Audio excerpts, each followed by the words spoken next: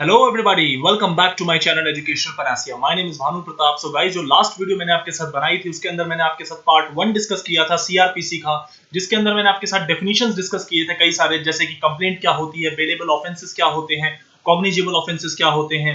तो ये सारी चीजें, इंक्वायरी क्या होती है, डिस्कस किया था मैंने डेफिनेशंस पे था। तो आज मैं डेफिनेशंस का ही एरिया कंटिन्यू कराऊंगा, जिसमें मैं पहले इन्वेस्टिगेशन से स्टार्ट कराऊंगा। और जैसा कि जो लोग मेरे इस चैनल पे न्यू विजिटर हैं या जो ये वीडियो पहली बार देख रहे हैं, गाइस मेरे चैनल पे आपको लेबर लॉ और इंडस्ट्रियल लॉज की, जो कि यूपीएससी ईपीएफओ के एग्जाम में आता है, एलएलबी के स्टूडेंट्स के लिए हेल्पफुल है, नेट के स्टूडेंट्स के लिए हेल्पफुल है, उसकी कंप्लीट 60 प्लस वीडियोस की सीरीज आपको मिल जाएगी। आपको बस करना है कि मेरे चैनल एजुकेशन पनासिया के लोगो पे क्लिक करिए। वहां से जैसे ही आप लोगो पे क्लिक करेंगे, आपको टॉप पे एक प्लेलिस्ट का बटन मिलेगा। प्लेलिस्ट पे क्लिक करेंगे, आपको लेबर एंड इंडस्ट्रियल लॉज की एक प्लेलिस्ट मिलेगी। वहां से आपको सारी videos part by part, section by section, अलग अलग लेबर लॉस की आपको मिल जाएगी, जैसे कि code on wages 2019, ESI act हो गया, एम्प्लॉयज कॉम्पेंसेशन एक्ट हो गया, फैक्ट्रीज एक्ट हो गया, इंडस्ट्रियल डिस्प्यूट हो गया, इंडस्ट्रियल स्टैंडिंग ऑर्डर हो गया, ट्रेड यूनियन हो गया, मिनिमम वेजेस हो गया, payment of gratuity, bonus, payment of wages. ये सारा कानून आपको एक जगह कंसोलिडेटेड मिल जाएगा। सब कुछ फ्रीली एक्सेसिबल है, सब कुछ फ्रीली डाउनलोडेबल है। आपको बस मेरे चैनल को देखना है, जाके वहां पे प्लेलिस्ट चेक करनी है। और ये जो मेरी अब सीआरपीसी की सीरीज बन रही है, इसमें मैं जितने पार्ट 1 पार्ट 2 आपको थंबनेल में वीडियो में दिख रही होगी, सारे आपको एक्सेसिबल होंगे। ऐसा कुछ नहीं होगा कि मैंने 4 पार्ट डाले और कोई पार्ट नहीं आपको मिलेगा। जो जो पार्ट डलते जा रहा है, अभी मैं पार्ट नंबर 2 पे हूं, तो आगे जैसे जैसे मैं डेली पार्ट्स डालते रहूंगा सीआरपीसी के, आपको सब मिलेगा। तो रैंडम अगर मान लीजिए आप एक नए यूट्यूबर है और आपको पार्ट 3 या पार्ट 4 दिखता है, तो आप ये मत सोचना कि पार्ट 4 ही चैनल पे। आप प्लीज वहां पे चैनल के लोगो पे जाना और सीआरपीसी की प्लेलिस्ट मेरा देखना। सीआरपीसी के प्लेलिस्ट में आपको सीक्वेंस में सारी वीडियोस मिलेंगी। तो आज का हम काम शुरू करते हैं, जो कि है इन्वेस्टिगेशन। लास्ट वीडियो में मैंने आपको इंक्वायरी कराई थी, वहां पे एक रैप अप कराया था। तो आज हम इन्वेस्टिगेशन से शुरू कर रहे हैं, सेक्शन 2H ऑफ सीआरपीसी। देखिए, हालांकि इन्वेस्टिगेशन के ऊपर आगे मैं पूरा चैप्टर कराऊंगा, जिसमें पुलिस क्या करती है, एफआईआर दर्ज होने के बाद इन्वेस्टिगेशन कैसे होती है। बट अभी मैं क्योंकि डेफिनेशन के एरिया में हूं, तो अभी मैं लिमिटेड चीजें करवाऊंगा। देखते हैं। Investigation includes all the proceedings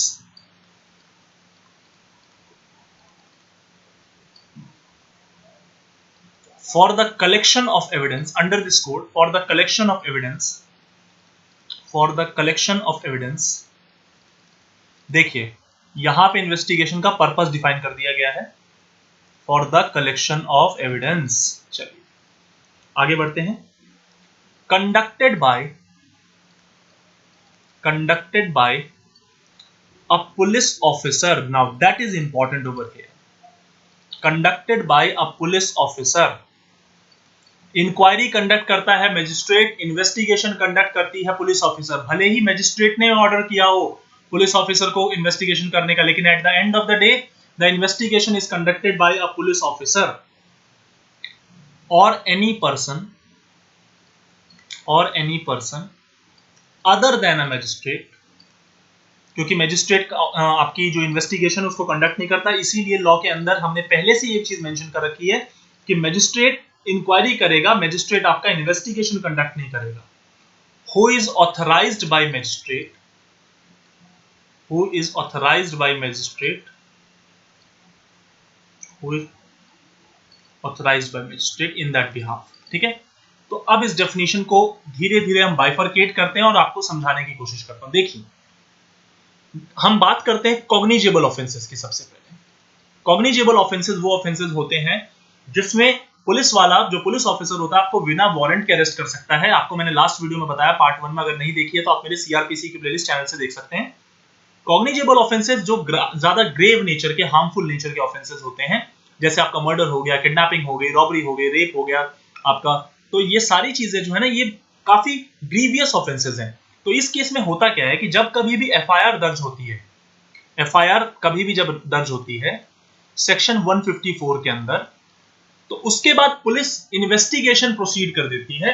police की जिम्मेदारी है कि पुलिस इन्वेस्टिगेशन कर रही है, और अगर यदि मान लीजिए पुलिस इन्वेस्टिगेशन अभी तक नहीं कर रही है, तो इवन मजिस्ट्रेट भी ऑर्डर कर सकता है कि पुलिस को इन्वेस्टिगेशन का करने के लिए 156(3) सेक्शन 156 क्लॉज 3 के अंदर मजिस्ट्रेट भी पुलिस को ऑर्डर दे सकता है कि भाई इन्वेस्टिगेशन शुरू कर दो। तो सवाल यहां पे ये है कि जब एक बार एफआईआर दर्ज हो गई तो इन्वेस्टिगेशन शुरू हुई। अब इन्वेस्टिगेशन किस चीज की होगी? इन्वेस्टिगेशन के दो पर्पस हैं। पहला तो एविडेंस कलेक्ट करना, आपको यहां पे सेक्शन 2H के अंदर ये चीज क्लियर दिख रही है कि includes all the proceeding for the collection of evidence. दूसरा पर्पस एक और चीज होती है कि ये चेक करना कि कहीं वो जो एफआईआर दर्ज हुई है या फिर मान लीजिए नॉन कॉग्निजेबल केस है, तो वहां पे कहीं जो वो कंप्लेंट दर्ज करी गई है तो वो फ्रिवोलस तो नहीं। फ्रिवोलस का मतलब कि ऐसा तो नहीं कि फर्जी केस प्लांट किया गया हो, फर्जी किसी को फंसाया गया हो। तो ये सारी चीजें कहां पे निकलेगी? ये इन्वेस्टिगेशन में निकलेगी। इन्वेस्टिगेशन के अंदर ही पता चलता है एविडेंस कलेक्ट करने के दौरान कि ये जो पुलिस रिपोर्ट बाद में फाइल करी जाएगी। ध्यान रखना कि जब भी इन्वेस्टिगेशन कंक्लूड होती है तो पुलिस अपनी एक पुलिस रिपोर्ट बनाती है। क्या बनाती है? पुलिस रिपोर्ट बनाती है, जो कि सेक्शन 173 क्लॉज 2 के अंदर मजिस्ट्रेट के सामने सबमिट करी जाती है, जिसमें सारा nature of the information, name of the parties, accused को किस चार्ज में हमने अरेस्ट किया है, उसने कौन सा क्राइम किया, कौन सा ऑफेंस कमिट किया, ये सारी चीजें हम पुलिस रिपोर्ट में मेंशन करते हैं। तो ये तब होता है जब हम अपनी इन्वेस्टिगेशन कर चुके होते हैं। तो इन्वेस्टिगेशन के दौरान पुलिस एविडेंस तो कलेक्ट करती है कि पुलिस के पास क्या क्या ब्यौरा आया, क्या क्या सबूत आए। पुलिस ने एग्जामिनेशन लेती है अलग अलग विटनेसेस का, स्टेटमेंट रिकॉर्ड करती है, किसी की कन्फेशन है तो उसको रिकॉर्ड करती है। तो सवाल क्या है कि यहाँ पे पुलिस एविडेंस रिकॉर्ड करने के लिए वो सारी प्रोसीडिंग कंडक्ट कर रही है और उसको जब इकट्ठा कर देती है पुलिस, अपनी इन्वेस्टिगेशन एक बार हो जाती है तो उसको पुलिस रिपोर्ट के अंदर मेंशन करती है और बताती है कि इस पर्टिकुलर पर्सन पे जो कि एक्यूज है उस पे कौन कौन सा चार्ज बनेगा, जो कि आपकी पुलिस रिपोर्ट मजिस्ट्रेट के सामने फाइल करी जाती है। तो यहां पे हमने एक चीज सीखी कि investigation is primarily focused on the collection of evidence. Point number 1। Point number 2, let suppose कि पुलिस ने इन्वेस्टिगेशन प्रॉपर नहीं करी है। पुलिस ने इन्वेस्टिगेशन प्रॉपर नहीं करी है। इन्वेस्टिगेशन में कुछ क्वेश्चन मार्क्स है। क्वेश्चन मार्क से मेरा मतलब है कि ऐसे पुलिस ने जो इन्वेस्टिगेशन करी है वहां पे कुछ इश्यूज हैं कि लग रहा है कि अभी तक ऑफेंस पूरा पता नहीं चला है वहां पे, कि ठीक है वहां पे अभी भी कुछ लूप होल्स हैं, कुछ कमियां रह रही हैं। तो उस केस में क्या फर्दर इन्वेस्टिगेशन किया जा सकता है? फर्दर इन्वेस्टिगेशन किया जा सकता है। आई मीन टू से एक बार इन्वेस्टिगेशन हो चुकी है तो क्या उसके बाद फर्दर इन्वेस्टिगेशन अलाउड है? The answer is yes, further investigation allowed है और इसकी पावर है सेक्शन 173 क्लॉज 8 के अंदर।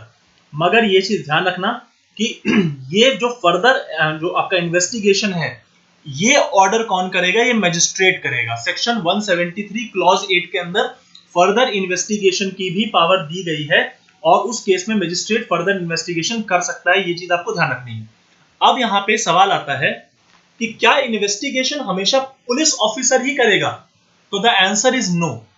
जरूरी नहीं है कि वो हमेशा एक पुलिस ऑफिसर, टेक्निकल टर्म्स में एक पुलिस वाला ही होना चाहिए, पुलिस सर्विस में काम करने वाला। क्योंकि यहां पे अगर आप देखें और एनी पर्सन, इसका मतलब जो इन्वेस्टिगेटिव एजेंसीज हैं आपकी, जैसे कि सीबीआई, तो क्या ये इन्वेस्टिगेशन कंडक्ट कर सकती है?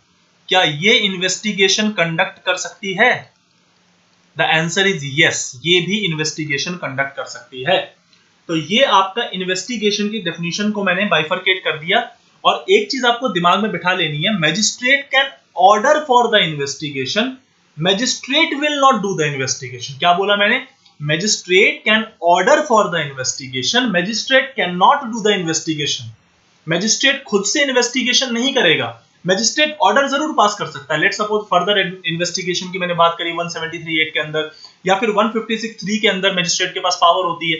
और कोर्ट में क्रिमिनल मैटर में एक प्रैक्टिकल पॉइंट बता दूं आपको कि 156(3) बहुत ही फ्रीक्वेंटली इस्तेमाल होता है कि साहब पुलिस कोऑपरेट नहीं करी, पुलिस इन्वेस्टिगेशन नहीं कर रही, तो 156(3) के अंदर मैजिस्ट्रेट ऑर्डर करती है, उसके बाद पुलिस इन्वेस्टिगेशन प्रोसीड कर देती है। तो इन्वेस्टिगेशन आपको समझ में आ गया, पर्पस समझ में आ गया। अब एक दो चीजें और बता देता हूं। इन्वेस्टिगेशन कि जो भी के दौरान जो भी डे टू डे प्रोसीडिंग हो रही है पुलिस कहां रिकॉर्ड करती है? तो उस टाइम के लिए पुलिस अपनी पुलिस डायरी में रिकॉर्ड करती है। कहां रिकॉर्ड करती है? पुलिस उसे अपनी पुलिस डायरी में रिकॉर्ड करती है।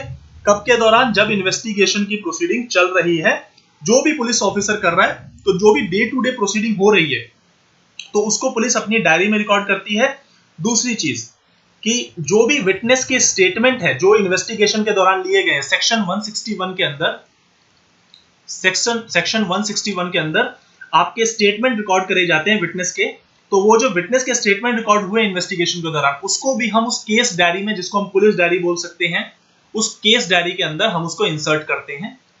ठीक है, हालांकि ये एविडेंस नहीं होता, मगर ये एड के रूप में इस्तेमाल हो जाता है। जो पुलिस डायरी है आपकी एड के रूप में इस्तेमाल होती है, डायरेक्ट एविडेंस के रूप में इस्तेमाल नहीं होती है। तो ये मैंने आपका इन्वेस्टिगेशन का एरिया कंप्लीट करा दिया। अब चलते हैं अगली डेफिनेशन पे।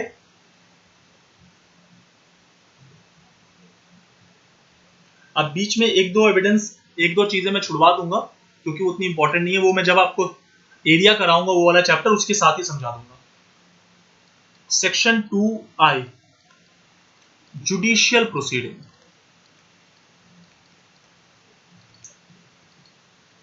एनी प्रोसीडिंग, इसका मतलब है any proceeding in the course of which evidence is or may be taken on oath। कोई सी भी ऐसी प्रोसीडिंग जहां पे एविडेंस को ओथ पे लिया जाता है। देखिए, जुडिशियल प्रोसीडिंग जब कंडक्ट करी जाती है तो जुडिशियल प्रोसीडिंग के अंदर वो मैजिस्ट्रेट ही कंडक्ट करता है जुडिशियल प्रोसीडिंग, जो भी जुडिशियल प्रोसीडिंग हो। दूसरी चीज आपको ध्यान रखनी है कि ऑन ओथ का मतलब होता है कि आपने अगर कल को ये चीज फॉल्स करी, फॉल्स गवाही दी, तो आप पे फॉल्स एविडेंस का केस भी बन सकता है।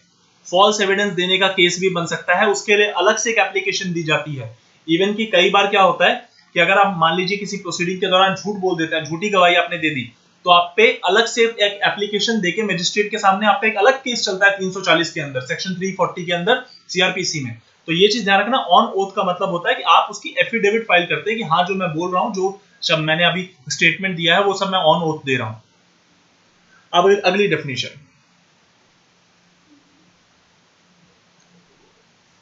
सेक्शन 2L, क्योंकि बीच में मैं एक दो चीजें छुड़वा रहा हूं, मैं जब उसके सेक्शंस कराऊंगा मैं डायरेक्ट ही कराऊंगा। Non cognizable offences, non cognizable offence, ये सारे वो ऑफेंस हैं जिसमें पुलिस ऑफिसर को, in which police officer has no authority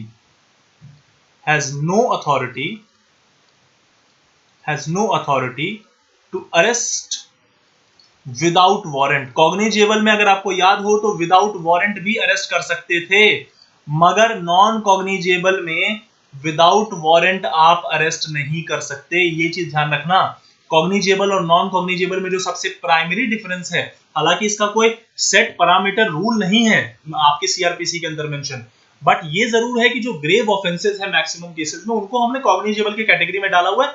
और यूजुअली वो, आई एम नॉट सेइंग कि हर केस में, यूजुअली वो देखा जाता है कि वो कॉग्निजेबल के साथ नॉन बेलेबल की कैटेगरी में फॉल करते हैं, और जो आपके नॉन कॉग्निजेबल मैटर होते हैं वो आपके बेलेबल की कैटेगरी में फॉल करते हैं। बेलेबल वो के ऑफेंसेस होते हैं जहां पे बेल राइट होता है, जेल एक्सेप्शन होती है, और नॉन बेलेबल वो ऑफेंसेस होते हैं जहां पे जेल राइट होता है, मतलब जेल रूल होता है, बेल एक्सेप्शन होती है। आगे बढ़ते हैं।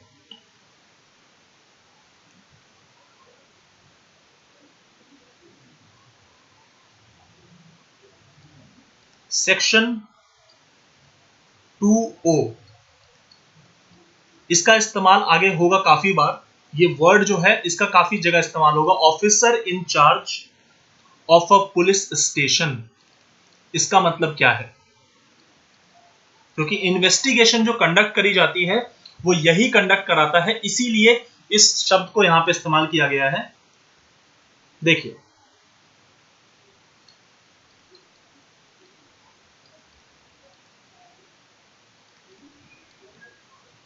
दो कैटेगरी में इसको डिवाइड किया गया है।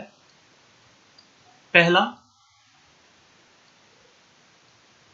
जो कि आपका एसएचओ होता है, स्टेशन हेड ऑफिसर, एसएचओ। अगर आप पुलिस थाने में कहीं जाते हैं तो यूजुअली इंस्पेक्टर रैंक का होता है, जो एसएचओ होता है आपका। तो स्टेशन हेड ऑफिसर तो वो तो आपका officer incharge of a police station है ही, लेकिन उसके अलावा कौन, अगर मान लीजिए ये एसएचओ साहब एब्सेंट है तो उसके अलावा कौन आपका officer incharge of a police station कहलाएगा, मैं उसकी बात कर रहा हूं कि जब ऑफिसर इंचार्ज एब्सेंट होंगे, लेट सपोज एब्सेंट होंगे, जब ये एसएचओ साहब एब्सेंट होंगे, उस केस में कौन ऑफिसर इंचार्ज होगा उसके बारे में आ रहा हूं कि चाहे वो बीमार है या फिर किसी भी वजह से, मान लीजिए डिसेबल्ड हो चुके हैं कुछ टेम्पोररी टाइम के लिए और अपनी ड्यूटीज को परफॉर्म नहीं कर सकते, तो उस केस के अंदर जो भी बंदा नेक्स्ट इन रैंक होगा, जो भी बंदा उस पुलिस थाने में नेक्स्ट इन रैंक होगा, पॉइंट नंबर 1, और जो कांस्टेबल रैंक से ऊपर होना चाहिए, दोनों चीजें सेटिस्फाई होगी, अलग अलग नहीं, ध्यान रखना, दोनों कॉम्बिनेशन में सेटिस्फाई होनी चाहिए। क्या होनी चाहिए? दोनों कॉम्बिनेशन में सेटिस्फाई होनी चाहिए। तो वो बंदा कहलाएगा आपका officer incharge of a police station. वो भी कब? जब आपके एसएचओ साहब एब्सेंट है। मैं इसका एग्जांपल दे देता हूं। लेट सपोज मेरा पुलिस स्टेशन है कनॉट प्लेस का, एग्जांपल दे देता हूं मैं आपको, एक इलस्ट्रेशन। मान लीजिए मेरा कनॉट प्लेस का पुलिस थाना है और यहाँ पे एक पुलिस ऑफिसर ए है, ये एसएचओ साहब है, ये पुलिस ऑफिसर बी है, ये आपके एसआई है, ये सी है, ये असिस्टेंट सब इंस्पेक्टर है, ये सब इंस्पेक्टर है, एसएचओ साहब है, इंस्पेक्टर रैंक के हैं। मान लीजिए ये ऑफिसर डी है, ये हेड कांस्टेबल है, ठीक है।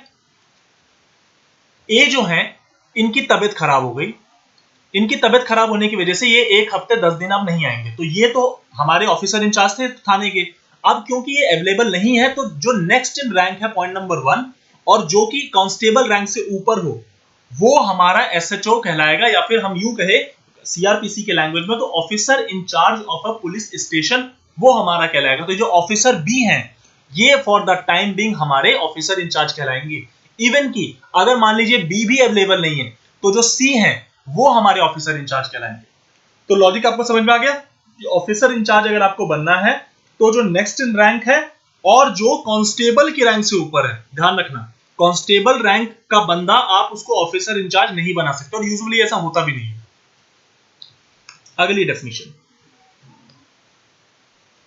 पुलिस रिपोर्ट क्या होती है? तो पुलिस रिपोर्ट मैं आपको बता चुका हूं, जो कि सेक्शन 173 क्लॉज 2 में डाली गई है, उसे पुलिस रिपोर्ट कहते हैं। Section 2R talks about police report, इसी को चार्जशीट भी बोलते हैं, जो पुलिस फाइल करती है। जो सेक्शन 173(2) में, सेक्शन 173(2) में जो पुलिस ऑफिसर मजिस्ट्रेट को फॉरवर्ड करता है, जो पुलिस ऑफिसर मजिस्ट्रेट को फॉरवर्ड करता है, उसको कहते हैं हम पुलिस रिपोर्ट। कौन से सेक्शन में? 173(2) में। कौन सा डेफिनेशन है? सेक्शन 2R है, ठीक है। बीच में कुछ डेफिनेशन मैंने नहीं कराई, वो उतना इंपॉर्टेंट नहीं है, इसलिए मैंने स्किप करा दिया। अब चलते हैं अगली चीज, पब्लिक प्रोसिक्यूटर कौन होता है? Section 2U, who is a public prosecutor. देखिए, क्रिमिनल मैटर्स के अंदर आपका 2 साइड होती है, प्रोसिक्यूशन, डिफेंस। क्रिमिनल मैटर्स में 2 साइड होती है। प्रोसिक्यूशन का जो प्रोसिक्यूशन कंडक्ट करता है, मतलब जो सजा दिलाने वाला, जो स्टेट की तरफ से लॉयर है। आप लॉजिक यूं समझिए कि क्राइम जब होता है तो वो crime wrong against the society होती है, रॉन्ग अगेंस्ट द इंडिविजुअल नहीं होता। तो उस केस में प्रोसिक्यूटर अपॉइंट किया जाता है, चाहे वो पब्लिक सीनियर पब्लिक प्रोसिक्यूटर हो या एपीओ असिस्टेंट पब्लिक प्रोसिक्यूटर हो, कोई भी हो सकता है। वो प्रोसिक्यूशन कंडक्ट करेगा, मतलब वो सजा दिलाने का काम करेगा। और डिफेंस की साइड कौन लेता है? जो एक्यूज्ड का वकील होता है, वो डिफेंस लॉयर हो गया आपका, ठीक है। मगर सिविल में चीजें अलग होती है। सिविल मैटर्स के अंदर आपका प्लेंटिफ होता है और आपका डिफेंडेंट होते हैं। सिविल मैटर में इस तरीके से चलता है। क्रिमिनल में प्रोसिक्यूशन होता है, क्रिमिनल में और डिफेंस होता है। सिविल मैटर्स के अंदर आपका प्लेंटिफ होता है और डिफेंडेंट होता है, ठीक है। तो पब्लिक प्रोसिक्यूटर वो ऑफिसर है, पब्लिक प्रोसिक्यूटर वो पर्सन है जिसको हमने सेक्शन 24 में अपॉइंट किया गया है, जिसको हम सेक्शन 24 में अपॉइंट करेंगे। अभी आगे मैं पढ़ाऊंगा आपको अगली वीडियो में, 3rd वीडियो में वो सेक्शन 24 डिस्कस करूंगा, 4th वीडियो में सॉरी। तो उसमें मैं पब्लिक प्रोसिक्यूटर बताऊंगा कि कैसे बनते हैं, क्या एलिजिबिलिटी है, मिनिमम कितने साल आपको एडवोकेट होना चाहिए, और पब्लिक प्रोसिक्यूटर बनने की और अदर क्या एलिजिबिलिटीज हैं, फंक्शन क्या है, उसके बारे में बताऊंगा। तो अभी के लिए हमें बस इतना जानना है कि सेक्शन 24 के अंदर जो भी पर्सन अपॉइंट किया गया है वो आपका पब्लिक प्रोसिक्यूटर है, पॉइंट नंबर 1। और जो पब्लिक प्रोसिक्यूटर के डायरेक्शंस पे वर्क कर रहा है वो भी पब्लिक प्रोसिक्यूटर है आपका, क्योंकि लॉ सेक्शन 2U जो है, यू आपके स्क्रीन पे दिख रहा होगा कि it includes any person who is acting under the directions of a public prosecutor is also a public prosecutor. Example देता हूं मैं आपको, एपीओ ले लीजिए। एपीओ मान लीजिए सीनियर पब्लिक प्रोसिक्यूटर की डायरेक्शंस पे काम कर रहा है, तो he is also public prosecutor under this definition. अब चलते हैं अगले पे, section 2W, summon cases. Summons cases, ये थोड़ा इंपॉर्टेंट है, उसके बाद इसको साथ में ही मैं रिलेट कराता हूं। सेक्शन 2X, ये दोनों आपस में इंटर रिलेटेड है इसलिए बता रहा हूं। Warrant case, summons case, warrant case. Warrant case की डेफिनेशन पहले बताता हूं। It is a case relating to an offense,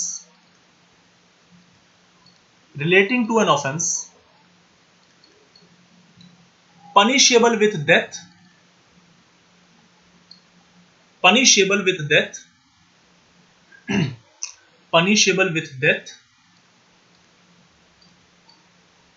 life imprisonment, punishable with death, life imprisonment और imprisonment। अभी मैंने समन्स केस की डेफिनेशन नहीं लिखवाई, सिर्फ वारंट की, क्योंकि वारंट पहले बताना जरूरी है। imprisonment for a term exceeding 2 years, जिसमें 2 साल से ज्यादा की सजा, ठीक है, एक्सीडिंग 2 years। कि वारंट केस वो कोई केस है जिसके अंदर आपको या तो मौत की सजा मिल रही हो, या तो आपको लाइफ इंप्रिजनमेंट मिल रहा हो, या तो आपको 2 साल से ज्यादा की सजा मिल रही हो। अब आपके दिमाग में सवाल आएगा कि सर ये कैसे पता चलेगा कि वारंट केस कौन कौन सा है? तो आपको सिंपल क्या करना है, आपको जाना है आईपीसी के अंदर, वहां पे उस पनिशमेंट की पनिशमेंट देखनी है, मतलब उस ऑफेंस की पनिशमेंट चेक करनी है। मान लीजिए मर्डर है, मर्डर में 10 साल, मर्डर में आपको लाइफ इंप्रिजनमेंट मिलता है, मौत की सजा मिलती है, अच्छा ठीक है, वारंट केस है। आपको देखना है रॉबरी के अंदर कितनी सजा है, अगर 2 साल से ज्यादा एक्सीड करता है सजा, या फिर लाइफ इंप्रिजनमेंट है, या फिर मौत की सजा है, तो वो वारंट केस की डेफिनेशन में आता है। और समन केस की डेफिनेशन अब बताता हूं। Summon case means a case, means a case which is not a warrant case, which is not a warrant case, which is not a warrant case। Logic समझ में आ गया कि other than the warrant case, जो भी warrant case की category में आ गया उसको छोड़कर जो आपके केसेस हैं, ऑफेंसेस हैं, वो सारे के सारे आपके समन केस है। तो अगर मैं बोलूं कि कौन सा ज्यादा सीरियस है, कौन सा ज्यादा ग्रेव है, तो आपका वारंट वाला ज्यादा ग्रेव है और समन केस लेस ग्रेव है, पॉइंट नंबर 1। तो यूजुअली समन केस का लॉजिक समझिए कि जिस केस में 2 साल से कम की सजा दी जाती हो, जिस केस में 2 साल से कम की सजा दी जाती हो, वो आपके समन केस में फॉल कर गया।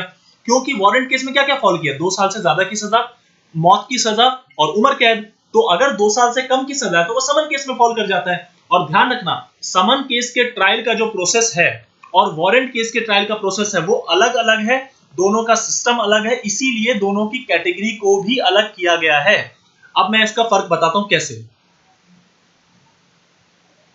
देखिए, समन केस का जो ट्रायल है, समन्स केस का जो ट्रायल है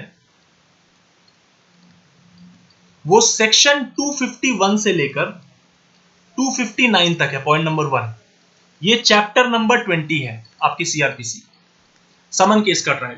पॉइंट नंबर 2, समन्स केस के ट्रायल में चार्ज फ्रेम नहीं होता, चार्ज फ्रेम नहीं होता, फॉर्मल चार्ज जो होता है वो फ्रेम नहीं होता, उसकी जगह हम एक नोटिस फ्रेम करते हैं। क्या फ्रेम करते हैं? नोटिस फ्रेम करते हैं। चार्ज फ्रेम करने की जगह हम एक नोटिस फ्रेम करते हैं। और इवन की ये जो बात मैं आपको बता रहा हूं, ये वाली बात सेक्शन 251 के अंदर मेंशन है, जो कि स्टार्ट ही होता है समन केस के ट्रायल से। उसमें क्लियरली ये बात लिखी है कि चार्ज फ्रेम नहीं होगा। मैं आपको पढ़ के सुना देता हूं। When in a summon case the accused appear or brought before the magistrate, the particular of the offense for which he is accused shall be stated to him, and he shall be asked whether he pleads guilty or not, but it shall not be necessary to frame a formal charge। इसका मतलब, क्योंकि मैंने आपको बताया कि summons case के जो matter है वो लेस ग्रेव, लेस सीरियस होते हैं और उसमें 2 साल से कम की सजा होती है यूजुअली। तो उस केस के अंदर कोर्ट ये कोशिश करती है कि फॉर्मल चार्ज जो बनाना है, फॉर्मल चार्ज बनाने की जो बर्डन है उसको छोड़ो, उसकी जगह सीधा बोलो कि भैया आपको, आपके ऊपर ये पर्टिकुलर आप पे चार्ज लगाया गया है, आप गिल्टी प्लीड करते हो, गिल्टी प्लीड नहीं करते, तो उस केस में फॉर्मली हम एक नोटिस फ्रेम कर देते हैं। मैं आपको इसका एग्जांपल देता हूं। नेगोशिएबल इंस्ट्रूमेंट के केस में सेक्शन 138 के जो ऑफेंसेस हैं उनका ट्रायल इसी किस्म से होता है। उसमें सेक्शन 251 ऑफ द सीआरपीसी का नोटिस फ्रेम होता है। क्या फ्रेम होता है? Notice frame. चेक बाउंसिंग के केसेस कहते हैं इसको। नेगोशिएबल इंस्ट्रूमेंट एक्ट के केस में सेक्शन 138 का जो केस होता है, जिसे हम चेक बाउंसिंग का केस बोलते हैं, तो वहां पे जो ट्रायल होता है उसके अंदर सेक्शन 251 के का जो नोटिस फ्रेम हो जाता है, फॉर्मल कोई चार्ज फ्रेम नहीं होता। ये है आपका समन केस का। वेयर एज वारंट केस की कहानी थोड़ी डिफरेंट है, क्योंकि वारंट केस थोड़ा सीरियस और थोड़ा ग्रेव है, तो वहां पे आपका प्रॉपर चार्ज फ्रेम होता है। और वारंट केस के जो ट्रायल हैं, आपके जो वारंट केस का ट्रायल है वो आपका चैप्टर 19 के अंदर है, पॉइंट नंबर 1। पॉइंट नंबर 2, वो सेक्शन 238 से लेकर सेक्शन 250 तक है। पॉइंट नंबर 3, वारंट केस 2 किस्म से होते हैं। पहला, पुलिस रिपोर्ट पे जो किए गए हो, instituted on a police report. दूसरा, instituted otherwise than on a police report, than on police report। इसका मतलब कि वारंट केस हो सकता है कि कंप्लेंट के बेसिस पे भी दर्ज किया गया हो, क्योंकि वारंट केस आपके कॉग्निजेबल भी हो सकते हैं, नॉन कॉग्निजेबल। यूजुअली मैं बता रहा हूं, कोई वैसे फॉर्मूला नहीं है, बट यूजुअली वारंट केस जो सीरियस है कॉग्निजेबल ही होते हैं। कॉग्निजेबल वो है जहां पे मजिस्ट्रेट, जहां पे पुलिस ऑफिसर आपको बिना वारंट के अरेस्ट कर सकता है। बट वारंट केस के अंदर ऐसे भी केसेस हैं जो कि आपके नॉन कॉग्निजेबल नेचर के, तो वहां पे आपके पुलिस रिपोर्ट का चक्कर ही नहीं है, तो वहां पे उसे हम कहते हैं warrant case instituted otherwise than on police report. Otherwise मतलब कि पुलिस रिपोर्ट के अलावा भी वारंट केस इंस्टीट्यूट किए जाते हैं, तो वहां पे वो कंप्लेंट पे इंस्टीट्यूट होते हैं, और पुलिस रिपोर्ट पे किए गए हैं तब तो कोई दिक्कत ही नहीं है, जहां पे एफआईआर दर्ज हुई है। तो वारंट केस के अंदर भी 2 कैटेगरी बनी हुई है। तो ये आपका वारंट केस और समन केस का डिफरेंस था। अब चलते हैं आगे।